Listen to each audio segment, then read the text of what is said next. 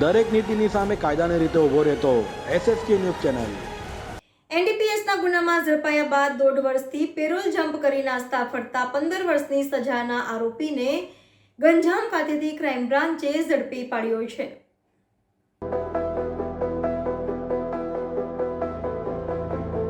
Crime બ્રાન્ચની team પેટ્રોલિંગમાં હતી ત્યારે બાતમીના આધારે રેલવે પોલીસના હાથે એનડીપીએસના ગુનામાં ઝડપાયા બાદ 15 વર્ષની સજા પામેલો આરોપી ઓડિશામાં ગંજામનો કાલુચરણ ઉર્ફે કાલિયા અર્ખિત સ્વાઈ 1.5 વર્ષથી પેરોલ જમ્પ કરી ભાગી છૂટ્યો હતો, જે હાલ ઓરિસ્સાના રામચંદ્રપુર ગામના હોવાની માહિતી મળતા ક્રાઇમ બ્રાન્ચે ત્યાં જઈ આરોપીને ઝડપી પાડી સુરત લાવી તેનો કબજો જેલમાં સોંપવાની તજવીજ હાથ ધરી હતી.